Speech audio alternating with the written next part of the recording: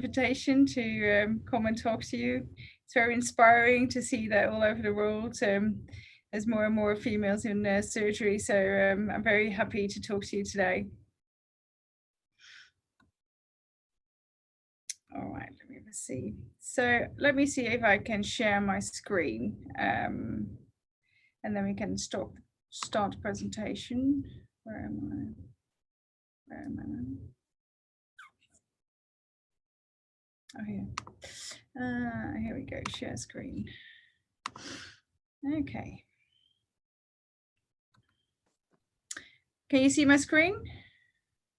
Hopefully you can. Yeah. Wonderful. Okay.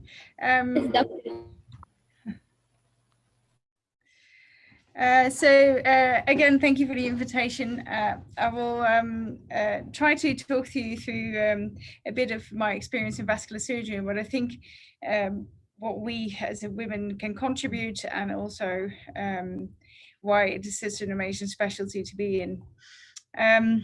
So these are the things that I want to discuss with you. Why vascular surgery, and what are the specific requirements, or what are your personality strength that you need to have to be a successful vascular surgeon, what you would need in your residency, what you can expect from your residency, and what kind of experience you will get.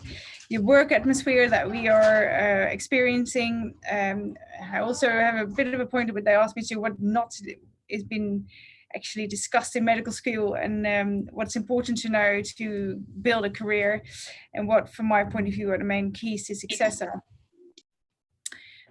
So first, a little bit about me and why vascular surgery. So I'm born in Amsterdam on the 5th of June 1980, so I'm 40 years old at the moment. My mum was a doctor, so I come from a doctor's family from one side. My mum was a neurologist and her father was a neurologist. She was one of 9, and all the rest is either married to a doctor or became a doctor. So that was her part of the family. My dad, however, is a photographer, so he's more from the art scene. So I've been brought up with 2 different personalities and 2 different people. Growing up, I always fancied both my photography as well as being a doctor. And I, during my high school period, made sure that I had all the qualifications to get into med school if I wanted to. And I did. So I studied med school in Amsterdam at the Academic Medical Center. And unfortunately, during my medical degree, my mother got sick and died. So I took some time off to reconsider if this is really what I wanted to.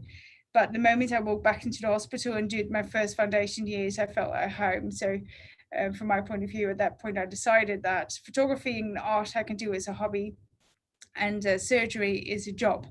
So this is what I decided. At the end of my foundation years, first thought that I was going to be a neurologist, but getting more experience, and my personality was actually a completely different person. And when I got introduced to surgery, I was amazed about the similarity in characteristics between me and the other people that I met, and also the excitement that came with it. So from that point onwards, I knew I wanted to be a surgeon, which was, however, quite late in my career. I trained in the Netherlands, and in the Netherlands you do basic general surgery as a training to start with, and after 2 years or 4 years you decided what you want to specialize. You want to do trauma or vascular or general surgery or colorectal.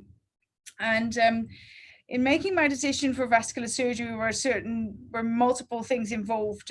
First of all, at that time in the place where I was training, there was no one else wanted to do vascular surgery, so that came down to that I could get all the exposure and operating time that I needed. That was one. Second of all, the vascular surgeons there were super inspiring and ambitious and technically super skilled, so that made me even more enthusiastic. And so I finished my surgical training in that clinic and a couple of others, and became a vascular surgeon in 2015. So that is in 6 years. After which I got appointed as a locum consultant in the Netherlands. Now, unfortunately, the job market at that point was horrible, and I didn't get a PhD. So that meant actually that wherever I was applying for a job, I got to the bottom of the table. So even my technical skills and the fact that I was a very good surgeon at that point did not make me any better than the rest. So I decided I needed to do something different. And as I didn't want to do a 4-year PhD because that would take too long, I decided I would see if I could get some exposure in high volume centers in a different healthcare system. So I went abroad and I went to London. I came there first as a senior fellow for a year in St. Thomas's Hospital, specializing in complex aortic care and deep venous stenting and open surgery. And after that year, I was so inspired by the international community in London and by everybody that was here and the opportunities that I got. And the learning possibilities that I decided to stay for another year working as a locum consultant here at the Royal Free Hospital. And by that time, I was so embedded in the system that I actually didn't want to leave anymore. And when the opportunity arose, I applied for a permanent position and was lucky enough to get that job in 2018. So I've been in a job now for almost 3 years, and I couldn't be a more happy person. Now this all sounds very easy. It's not as easy, and it doesn't come overnight. As you see, I started my training in what is it, in 1999, and I finished almost 20 years later. That's the first time I got a permanent position. So it's a long road, and you need to be ready for it. So I'm working now in this massive centre. This is the north part of London, and we are a centralised vascular service where we are basically our one hub hospital where we do all the complex work, and we have about 6 or 7 spoke hospitals where we also deliver our care and where we need to be involved in the patient's selection and screening and do clinics. So it's quite a big practice, and we work quite hard. So why become a vascular surgeon? What would be the incentive to be one? So I think that the choice why I became a vascular surgeon in the end was that the techniques are so diverse. So with the introduction of endovascular surgery and the hybrid theatres, we all of a sudden have such a massive scope of techniques to our skills lab added that it's just almost unendless, and the changes are going so fast, and the new techniques and simple changes in overlays and dynamics is such a massive impact on patient care and also on what you can do. So I think that is super interesting. So the technical side of this specific part of surgery is moving very fast, and has also come with the fact that people are more subspecialized into this specialty, which I think is actually quite nice. So I'm now part of the complex aortic team, so I'm doing mostly fenestrated and branched work, and that takes a lot of my time. That said, I'm still a general vascular surgeon, so I do general vascular on-call, and that comes with all that can come during your on-call days. On top of that, I think that we need to, although we subspecialize, vascular surgery is a very broad perspective. So you've got aneurysmal disease, you've got peripheral vascular disease and the diabetic that comes with it. You've got the carotid disease and the stroke, so you work quite closely with the neurologists. You've got the hemodialysis and the access surgery that makes you quite close to the renal physicians. And you've got the compression syndromes where, again, you come in contact with the neurologists. Spine exposure, we do a lot for our orthopedic consultants, and we're generally very much involved in wound care, lymphedema, ulcer treatments. And then you've got, of course, what not in every clinic is, but the vascular trauma is, of course, important. And then we've got the venous work that is actually divided into complex AVM work, arterial venous malformations, and but also in the simple making legs more beautiful vascular therapy. So it's a very broad specialty. So it's only maybe one organ, which are the arteries and the vein, but they're all over the body. So you've got a lot to do, and you've got almost always quite complex patients. What's the role of the modern vascular surgeons these days? If you see, besides what we do for ourselves, we also often consulted for intraoperative vascular injury by our colleagues. And then most of it is spine exposure, like you see on this diagram. But don't forget that also the cardiac surgeons help, ask for help, gynecologists, neurology, the HPB surgeon. So we work also quite close with lots of other specialties in the hospital, and that makes you a center point and also a dynamic person on the surgical ward. Well, what are your requirements? How do you become a vascular surgeon, or how do you get a number? How do you get in? Well, developing a portfolio of experience, knowledge, and skills is extremely important, and that will demonstrate your commitment and your aptitude to this vascular specialty. So I think from an academic point of view, if you build your CV, you need to start as early as you can. And it starts with very simple things. Just make sure that people can see that you're interested, and you can be interested and you can learn from courses, from attending conferences and seminars, not only in your own country, but also internationally. Make sure you get in touch with vascular specialties, in vascular consultants in your department or in your hospital or in your medical school, that you know they are involved with research. Make sure that you can see if there's an opportunity for you to be involved in that research, and make sure that you then get a opportunity to present your research at a conference.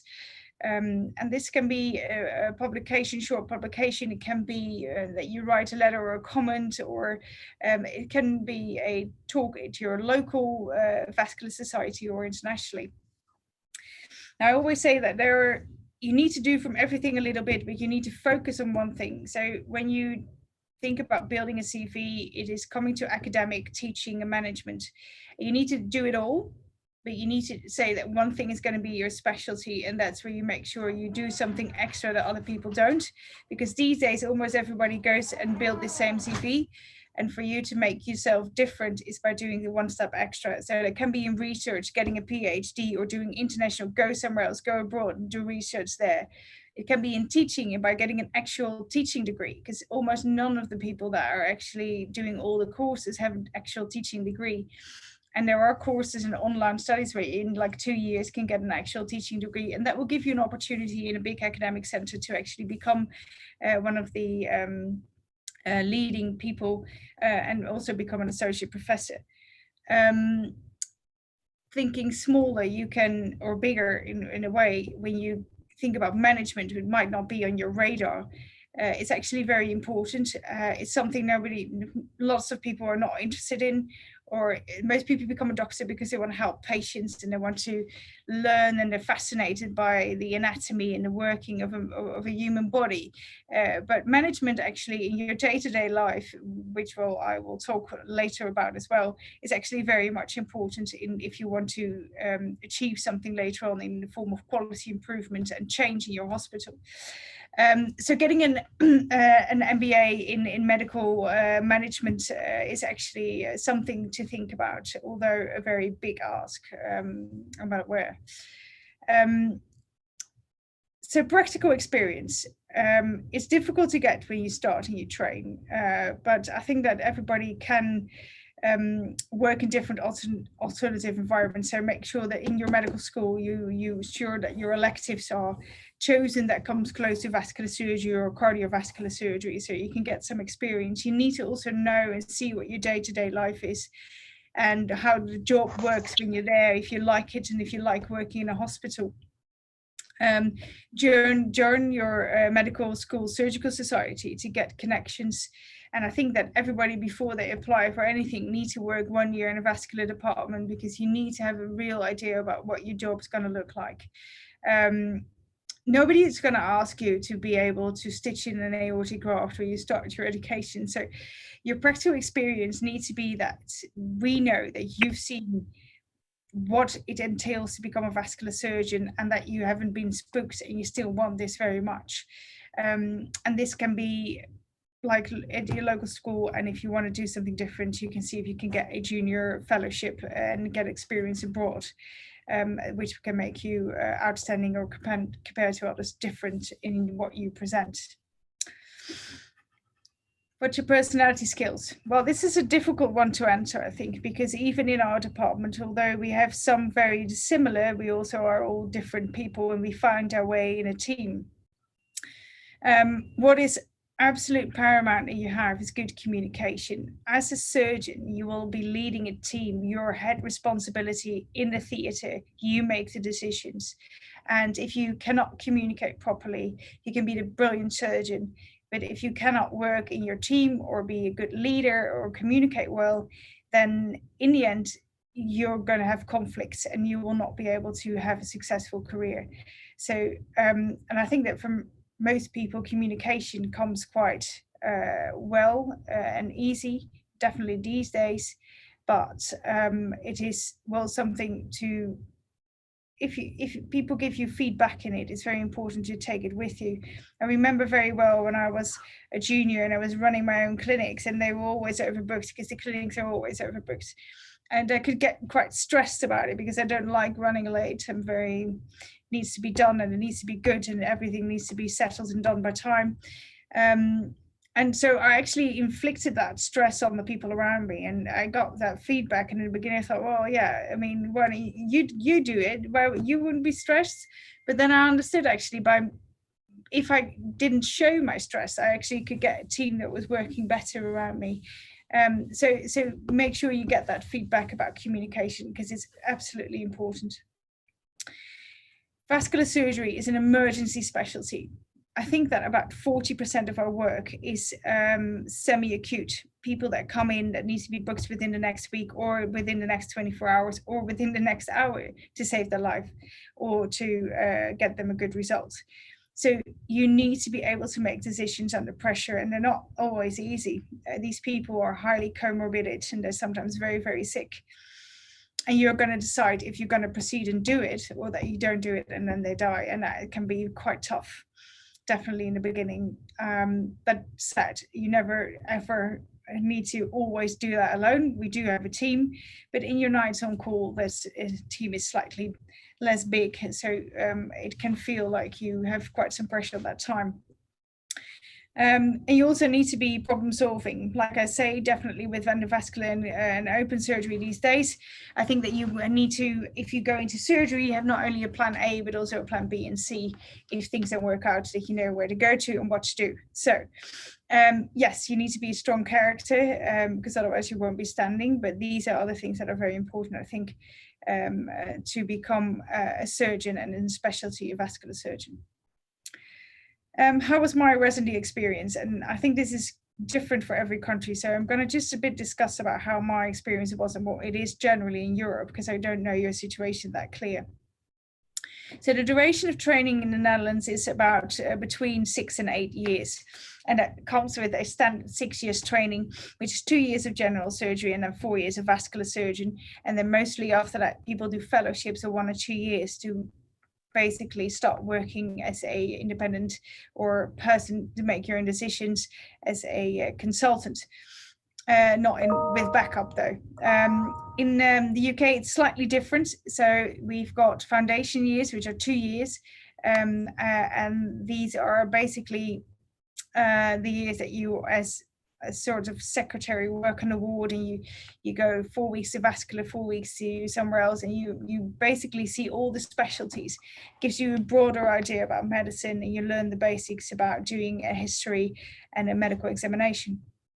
After that, they've got some core surgical training years, which are 2 years.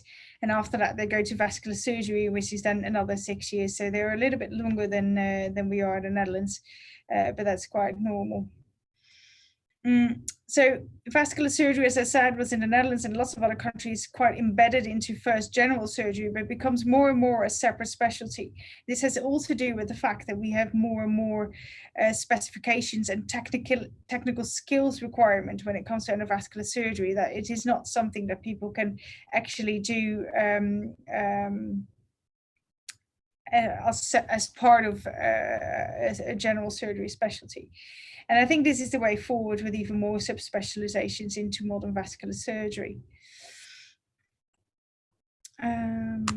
isn't it not moving? There we go. So what is the difficulty for training? I think, well, I think it's especially for women, it's the fact that surgery and motherhood can be quite difficult to conquer and to divide between your career and your work and your life and your family and your work-life balance in total. It starts with the fact that you get pregnant, and from that point of view, you're going to be not able to go and work in a hybrid theatre because you don't want to work with radiation. You will not be able to do your own calls, and you need a maternity leave. And if you do not have any complications, that you can come back very quickly, and otherwise sometimes it can take up to a year. And it also means you de-skill a bit, definitely during your surgery, during your training. And it also means that colleagues have opinions about it because they need to cover your own calls, and that is well, that can be tough for people who are already under some sort of stress or some sort of pressure as well. So it's not always as well accepted, although I think, and I definitely feel like it's getting better over the years. There's also discrimination when it comes to training. That can be positive discrimination and negative discrimination.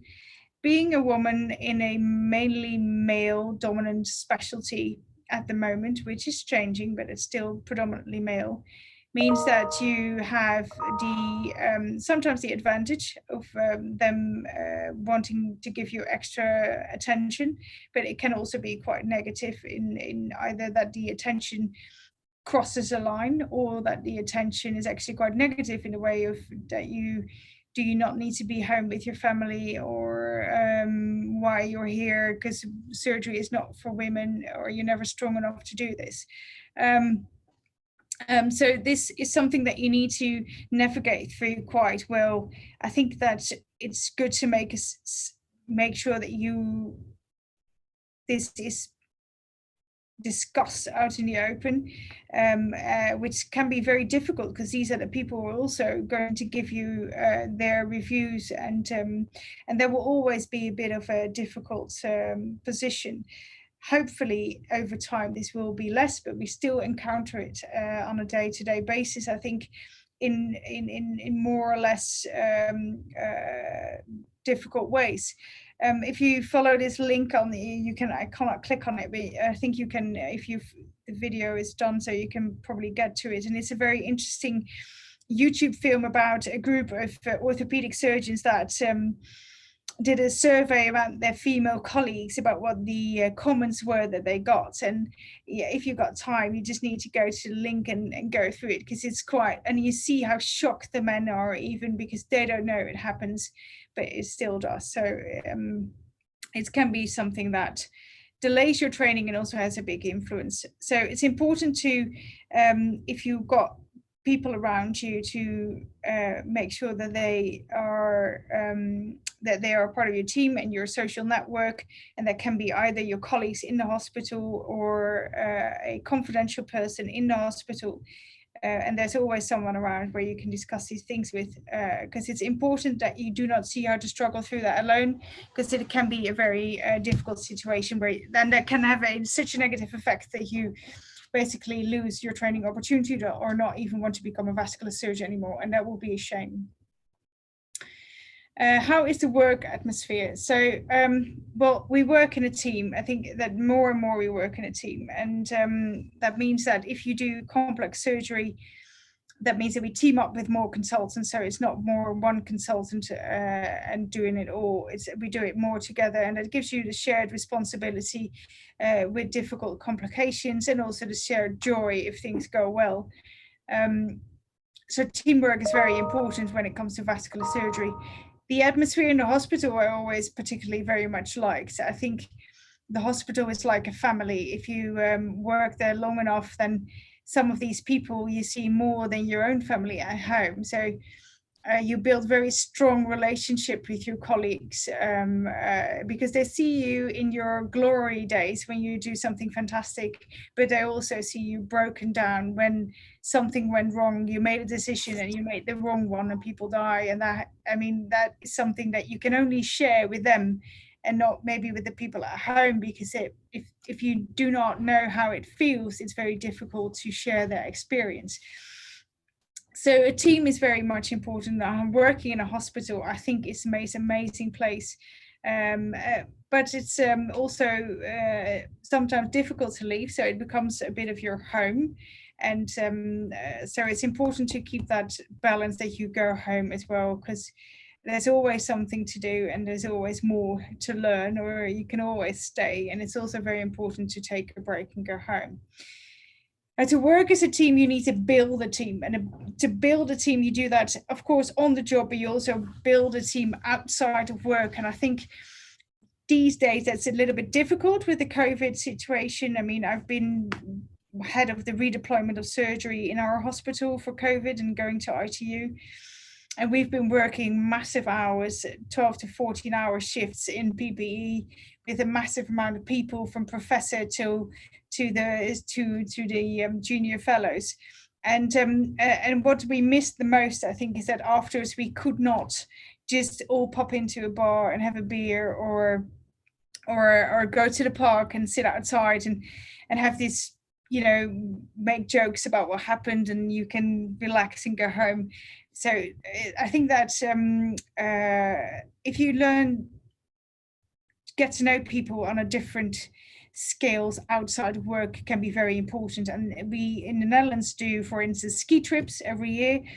And in the UK, we have yearly charity dinners that we organize, or galas to go to, and to have an opportunity to get to know people in a different environment. And that can be very helpful, and it strengthens the bond of your team very much. And it's not only with your direct colleagues. A team is much bigger than your colleague surgeons. It's your anesthetists, it's your vascular specialties that they do the duplex scans, it's the physiotherapists, it's the nurses on the ward, the secretaries. I mean, everybody together makes your team the best team that there is, and the best care for your patients. So don't forget about the rest. You always need to include them. They're very important, and they can make your life so much easier if they feel appreciated. What medical school doesn't teach you. I think that I did not particularly know how important it is to have a good network. Careers are definitely built on good networking. And I was never really taught the importance of it, and also never really got very well taught how to sell myself, how to make sure that you how you become not arrogant, but can definitely tell them why they really need you. And they do that better in the States. We in the Netherlands and the UK are all very humble, I think, and we are, well, don't overdo it. We're good enough as it is, and that's it. But it's important to learn how to do that, because you need to be able to tell why you're better than the rest and why they need you. And so I think it's important that you start going to meetings and conferences very early in your career. And in the first times I remember going there, I mean, just knowing how to say hello to my superiors, and other than that, knowing like one or two people, and kind of feeling completely lost at these massive meetings with all the hot shots and didn't know where to go. But and it takes up a lot of energy. But if you start doing it every time you go, the next time, one or two more people, and it becomes easier. And always do not be afraid to walk up to these hotshots and ask them questions when you see them in between the conferences or walking around somewhere. Most of the time they're absolutely not so scared as they maybe look, or they're also just normal people. They have a family, and they also needed to work very hard to get where they are. So if you're enthusiastic and you bring that over, and you've got a question or a request, or you would like to come and learn, we love what we do, and we love to teach people. So if you're enthusiastic, never hesitate, and start doing this from an early on start. I think that will help you. This is how I got my job in the end, also in the UK. Secondly, I think it's important to know that being a surgeon isn't just surgery. Actual operating is only a very minor part of my job. And because during your training, you will mostly be in surgery or in clinic, because it's a 10,000 hour rule. You need to learn you need to get that tissue sensitivity, you need to learn how to operate, and there's so much technical skills that you need to get over the years that you mostly in theatre or in clinic, but you do not see how much admin there is. And there's a massive burden on your job. The amount of emails I get in every day, I don't want you to tell, and I'm not going to tell you because you will never become a surgeon anymore, but it's massive amounts. Patient care and follow-up, questions from GPs, and then rewriting protocols, quality improvement, governance, and it's all incorporated in your work week. So my week is mostly Monday in the mornings. I've got a theatre, but in the afternoon I've got admin, and that means everything from doing my appraisal to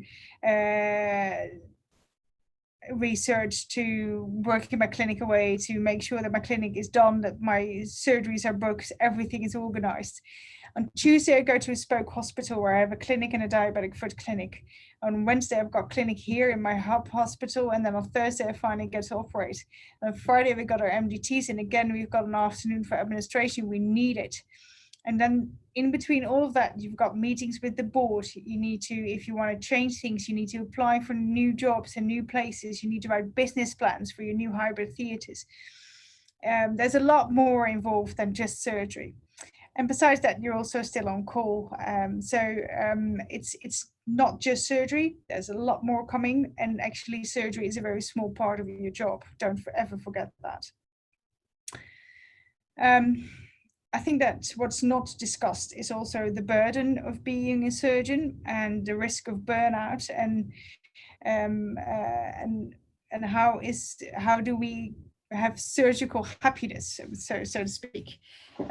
Surgery of all jobs, I think, but working in a medical profession on general has a high number of burnout in training, but also in established consultant jobs.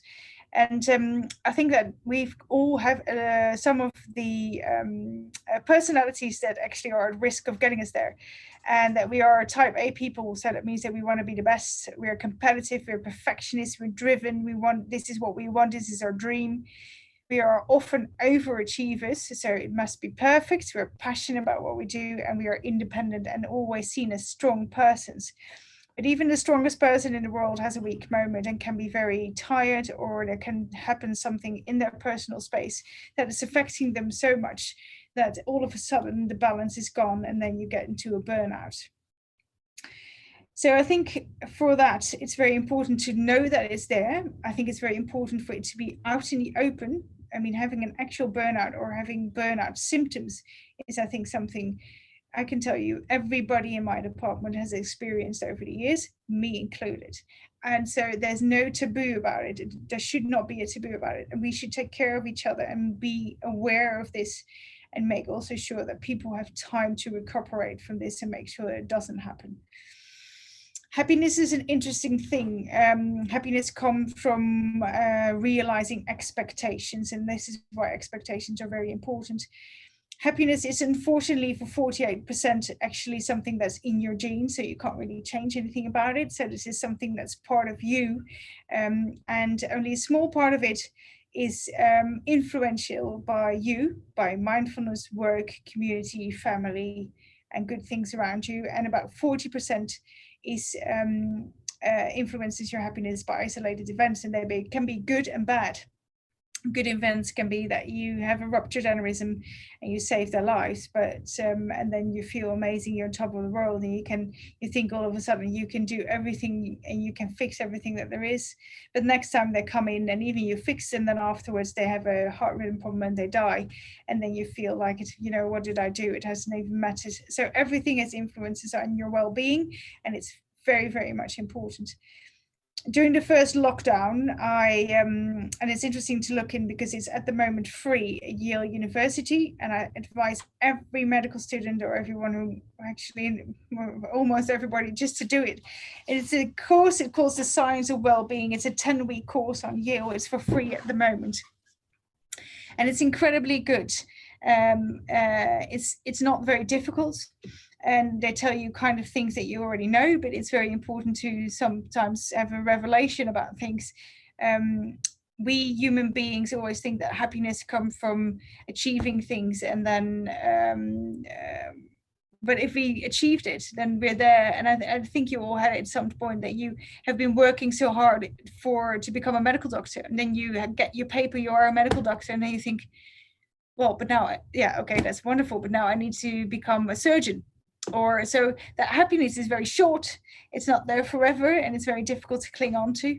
And so be aware of that. And so I would advise to follow this course, because it will give you instruments how to deal with difficulties in life, or how to cope with things, and how to also get your expectations about what is happiness or what can make you happy a lot better. And then it's also easier to realize. So building on that, I think that nobody teaches you how to build your own resilience, because that is, I think personally, for everybody a different thing. I think we should never underestimate your physical strength, which is very important when you become a surgeon. We work in hybrid theaters. Sometimes when we do complex repairs, I can stand there for 6 hours in a lead gown, with lead glasses and lead shins and all. It's heavy, we're sweating, it's tiring. We sometimes stand in difficult positions around a table. If you are not physically strong, if you're are overweight, or if you're tired or anything else like that, you're at high risk of getting complications. And in surgery, it's mostly neck and back problems that people are complaining about, and hernias. So I think that is something that you need to be very much aware of, and be strong. I don't say be a saint, because I like to go out on Friday night when I have a hot week, and I sometimes drink one too many, and that's all right. That's not the problem. But in general, when I know that I'm having a long week or a long month, and I'm on call for a long time, I make sure that actually my life's quite boring, that I eat well, I go to sleep on time, because I need to be strong. I do exercise, so I run to work to make sure that I keep fit, and it will give you the good endorphins that you need from sporting, etc. But for me, it's that way. For other people, it can be something completely different. So it's very much important for yourself to find what makes you strong and what makes you resilient. Now, besides physical strength is mental strength. And I think that what you look into, so being a vascular surgeon is a high-end job. It's a huge responsibility. And for instance, if you compare our jobs to being a manager in a big company, you see that all these managers have coaches. It's not very normal to have a coach, but actually that's something that we should have. A coach is important, or a mentor is important, someone who guides you and who's experienced. So this can be your retired professor from the department, or someone completely different, but in the medical profession. And I think that is something that we should all strive to do, as it's, I think, important. It will learn, and it makes you better, and it makes you coping better, and you've got someone to learn things for that you didn't actually only otherwise get through experience. Meditation is very good. I'm dreadful at it, but I think that there are loads of people who can really train it, and then it can make you very strong. And you need to have something else besides your work. I've been working for the last COVID surge, I think more than 80 hours a week, and if that's all there is, and something goes wrong at your work, or you have a bad time because of departmental struggles or other things that happen in your work, and that's the only thing you've got, all of a sudden everything that your happiness or your joy comes from is gone. And if there's nothing else that can compete with that or can fill that hole, you're all of a sudden are at more risk of getting a burnout or having a depression. So make sure you've got hobbies. And for me, it's very strange. I like clay shooting. So I go to the shooting range, and I've got my gun, and I've got my friends. I've got people who have nothing to do with medical, who have completely different interests than I have in a working day-to-day life. And it's an amazing way to completely do something different, and to be with people that are in a different environment. And it makes me a stronger person, because I actually became quite good. So I'm joining now world competitions and everything else. And not because I need to, because I'm not sponsored. I do it just for fun. It's not my work. So I've got nothing to lose. And it gives me a massive amount of positive energy when that goes well. The other thing I particularly really like is actually to put my brain into another sort of work, because and as I told you, my dad's a photographer, and my dad's family is all architects and writers and, and photography. And so I also really like art. And as I said in the beginning, I choose medicine because that's a job. But I never forgot my artistic background. So actually, at the moment during this lockdown, started to do an online training into the history of art. And it gives me pleasure to look at beautiful things and to learn different things and to still use my brain, but on a completely different way and with completely, well, zero responsibilities except to myself. And I think that makes me a stronger person, and also being able to forget about what happens sometimes in the hospital and focus on something completely different. Also, thirdly, hospital management. Like I briefly said in my introduction, you need to focus on something. Hospital management and how it works is something we actually not really are interested in as becoming a doctor. Is something so completely different, but it's immensely important if you want to change something in your job in the future. Now, it will not be in your first year of being a consultant, but you never know what you run into where you have experience. I came from a different healthcare system from the Netherlands all the way to the UK. And actually, my view on how the logistics are organized here is like in the beginning, like, oh my God, can I please start from scratch and do it all over? But to make change in a rooted system, you need to know how to get there. You need to know where the money is, who the people are that can help you do this. You need to know how to write a business plan and who to convince. And it's very important in what you do in your later job to improve your job and improve the quality of care for your patients. So that's, I think, is something that's really missing in what we do when we learn. So keep that in the back of your mind when you ever need to do something extracurricular. It can be very important to focus on one of these things. What are the main keys to success? Well, I think this is a very difficult question to answer, but I think you need to have the right expectations. So know what you want and also know what the difficulties are, and then really want it. Say that that's what you want to be. Understand your sacrifices. And you don't know exactly from the start what they're going to be, because life happens, and then all of a sudden you're 40 and maybe without a family, although you thought you always had one. So understand that can be a course in your life. It's difficult if you have a career and your partner has a career as well, to definitely when they're children, to make that a even relationship and to make sure that you can still do what you want to do. And it can be a strain on a family. It's not undoable, not at all, but you need to know what it brings with it. I build a strong network. I'm convinced that without the connections I made, who also became my friends, but without them, I wouldn't be where I am now. And I brought that basically with being massively enthusiastic and always being there, in be willing to take that extra step and to stay and to learn, and just really want to be have the dream of being a surgeon. And that doesn't mean that you need to stay every day until 10 o'clock in the evening. Absolutely not. It's also to know when to say something interesting and to just be noticed that you're in the meeting. So it's not only working hard, it's also being efficient. And I think that it's also very important to have a plan B. I always said, if I'm not going to be a surgeon, I'm going to do art history and become an auctioneer at Christie's. So I think that having a bailout, because you never know, you might have an accident and not be able to do your job anymore. And then, so also be aware that there are other opportunities in life, and when one closes, another door opens, and there's always something else you can do. Everybody in this meeting probably is a driven person and has ambitions to be someone into something.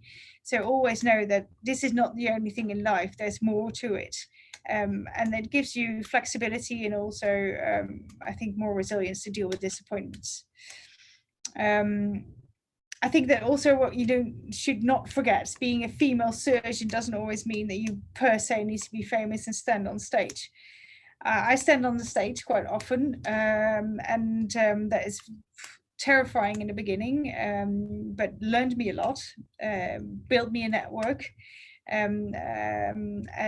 That's great, but it's not all there is. I mean, I've got a lot of vascular surgeons in my department, women and men, who do not stand on stage. I think it's very important that we get a better mix in women and men in the hospital when it comes to vascular surgery and surgery and specialties at all, because it is we bring different qualities to the table, and it will, in a whole, make a different team and a better team.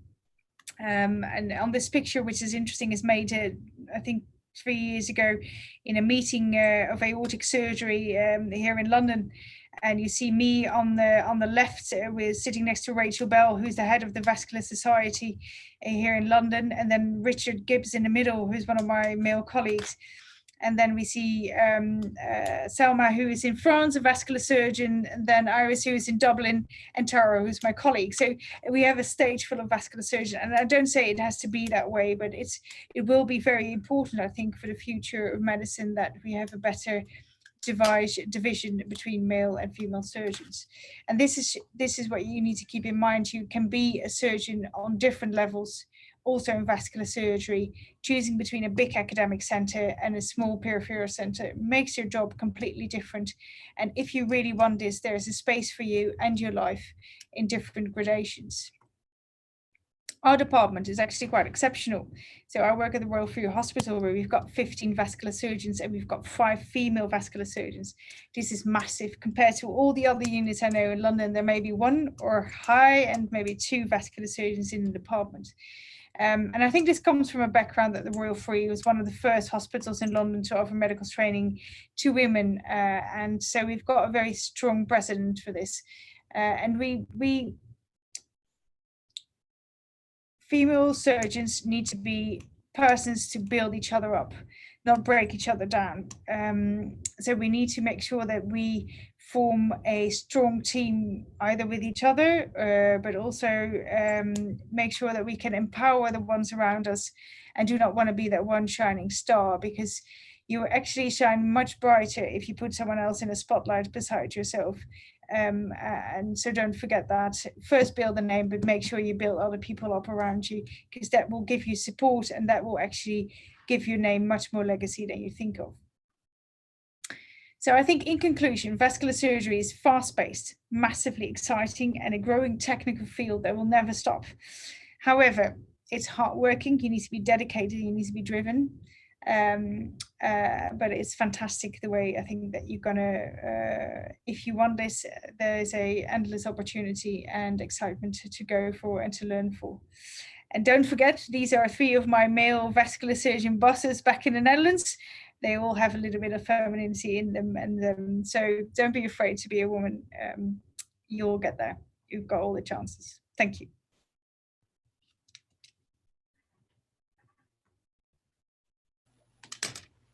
Thank you so much, Doctor.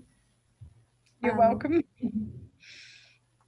If anyone has any questions, feel free to type them in the chat box.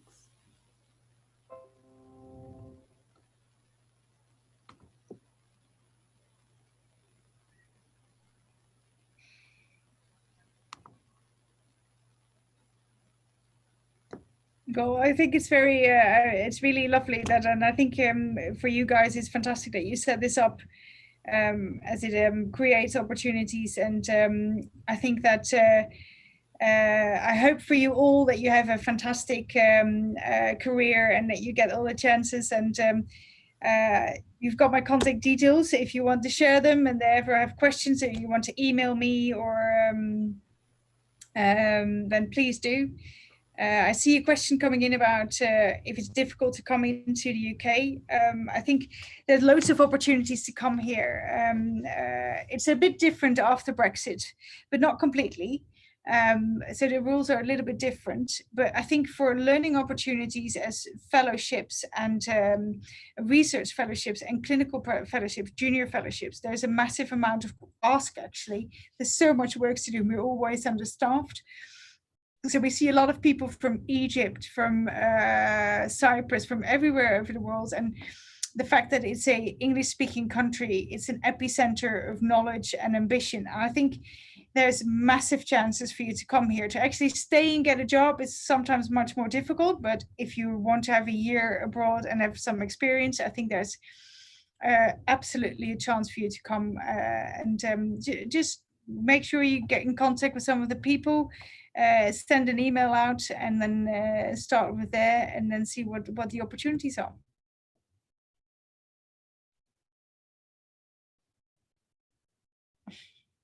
And I hope you all come a vascular surgeon, and we'll see each other at the next conference whenever we're allowed to go there again. That will be absolutely fantastic.